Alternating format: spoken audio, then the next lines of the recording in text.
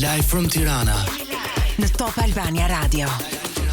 Ju përshëndes drejt për së drejti nga Live from Tirana, 11:10 është ora eksakte në këtë moment. Unë jam Ronaldo Sharka dhe na rikthehet për afro më shumë se një viti, kam përshtypjen një vit e gjysmë, diçka e tillë, në studio një nga njerëzit që kur e kemi pasur në emision ju e keni pëlqyer dhe na keni kërkuar vazhdimisht që ta rikthejmë në program, por thjesht kemi pritur momentin që aty ishte fizikisht në Shqipëri.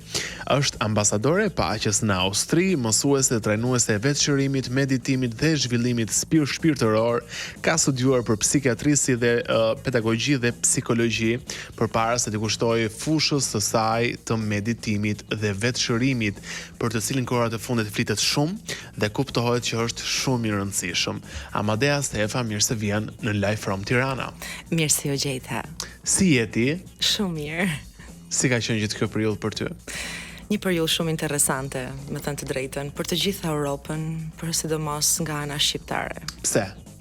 Sepse unë shpesh ndjej ose ndiqoj lajmet, shikoj publikimet që bëhen në media të ndryshme dhe ndjej atë dëmshurinë, ndoshta edhe merakun e prindërve, nënave, popullit shqiptar që është në këtë moment.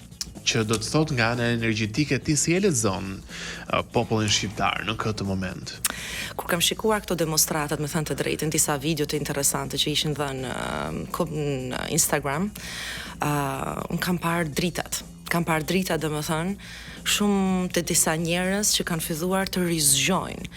Dhe çdo dritë e vogël bën një dritë gjigande pastaj, se kur janë me mira në rrugë, atëherë gjithë këto drita ishin duke u bërë si me qenë një blet, a din ato bletet që bashkohen gjitha bashkë dhe ecin ato rrugët e veta dhe nga njëherë janë shumë të fuqishme.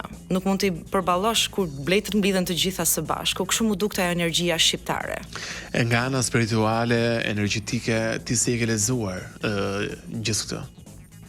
Unë e shikoj si me të vërtet një rizgjim, që quhet awakening, por një rizgjim shumë i thellë për sa i përket Shqipërisë. Ndoshta kjo gjë kishte ndodhur shumë më përpara.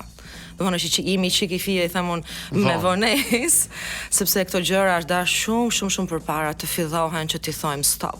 Dhe jo të protesta për sa i përket partive, sepse unë nuk jam as me plusin, as me minut, nuk më intereson as e djatha, as e majta, dhe si shumë shqiptar që janë jashtë shtetit, ne duam vetëm të mirën e vendit tonë. Domethënë ne do të ishim kthyer të gjithë shqiptarët, imagjinoni, edhe pse jemi jashtë shtetit me 30 sa vite, 40 vite, dhe përsëri do të thojmë vim këtu në trojet tona për të ndihmuar, për të sponsorizuar, nëse shteti i ndihmon shqiptarët që janë jashtë shtetit dhe jo të huaj të blejnë, por ne që jemi vetë që ta ndihmojmë vendin tonë. Mirë, interesante shumë mënyra si e rishe gjithë këtë, se ka pasur analiza politike, e të gjitha me radhë psikologjike, por jo kështu shpirtërore, siç thua ti që e shoh si një rizgjim. Amadea, çfarë është e rëndësishme në këtë periudhë, në këtë moment, për të diskutuar në lidhje me botën? Ku ndodhet bota në këtë moment që ne flasim? Bota është duke kaluar një komplet, i thojmë, në një shift, një kalim nga një dimension në një dimension tjetër. Në kultura të ndryshme flitet edhe në Bibël, në Kur'an, në kudo. Për shembull, në Indi thotë Kali Yuga, në Kinë, Japoni thotë Shangu era. Është një era, një cikël, një frymë e re, një frymë shumë e re, një frymëzim gjigant që është duke ardhur në tokën mam. Sikur toka, dielli, hëna, të gjithë planetet, konstelacionet janë në një lidhje kaq të fuqishme që toka duhet të ndryshojnë. Domethënë njerëzimi duhet të ndryshojnë. Jo të mendojnë për egon e vet, por të mendojnë për të ardhmen, çfarë do t'i lëmë fëmijëve tonë. Domethënë ky zgjim është shumë më i thellë, do ta tregojnë toka. Toka do të na tregojnë më sot nesër. Që nëse ju nuk zgjoheni, nuk kujdeseni për mua si planet, ose ne nuk kujdesemi për tokën tonë, duke e mirëmbajtur me dashuri, pa plehra, pa zmog, pa shumë gjëra të ndryshme, ajo do ta tregojnë në mënyra më të ndryshme. Që do të thotë? Me katastrofa. Do të hakmerë ndenësh? Nuk është një hakmarrje.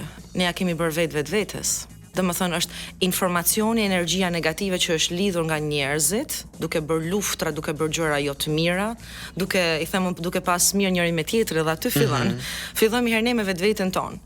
Si jetin familjen tënde, si a grindesh, jeni dashuri, e ndihmon njëri tjetrin, ja jep dorën motrës vllaut kur ka nevojë, apo thu jo me se çaj kokën un kam interesin tim se dua ndërtoj vilën këtu.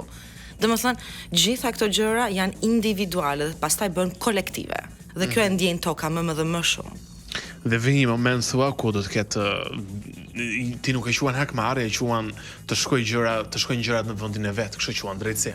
Do të jetë një pastrim që quhet purification. Pastrimi do të jetë në mënyrat më të ndryshme. Mund të jetë edhe me luftë. Mund të jetë me shpërthim vulkanik, me shpërthim bombash atomale. Mund të jetë ato që sërpret njerëzimi absolutisht, me blackout. Domethënë nga rrezet diellore, që Europa mund të jetë në terr për shembull. Po më Trump. Nuk është tremb, ato gjëra priten tash sa kohë. Ne bile jashtë shtetit jemi të përgatitur, sepse ne shteti na ka përgatitur, ndryshe ndoshta nga Shqipëria, që ne na thonë, ne kemi seminare apo stafat për të gjithë mësuesët, psikolog, pedagogët, mjekët, deri edhe popullin tani janë duke involvuar, që çdo krahini thojmë ne, të ketë mbajtje, domethënë si të mbajnë ujin, si të mbajnë elektrikun vet, se nëse ndodh kjo gjë, duhet të jenë të përgatitur në blackout. Preparation, quhet përgatitja.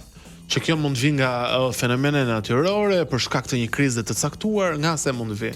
Mund të vinë kriza të ndryshme, do të fillojnë ndoshta nga mënyrë natyrore, por pastaj njeriu si është atin që kur shkojnë në frikë dhe në ankth, fillojnë të bëjnë gjëra jo të mira. Për shembull mund të fillojnë të vjedhin, të plaçkitin dyqanet. Mund të fillojmë të merrem me njëri tjetrin pastaj për njeriu të shkojnë në shtëpi të vjedhin. Pastaj çfarë bësh? Ti nuk ke armë, sidomos ne që jemi jashtë, se ndoshta në Shqipëri është diçik ndryshe, por atje jashtë nuk ekziston arma. Domethënë është i fortë, i buti, atëherë kush mbijeton. Këto gjëra na përgatisin vetë shtetet tona. Qartë. Mirë, kaq sa për nxemje, do të shkojmë pak në marketing dhe pas marketingut do të futemi pak më thellë në bisedë.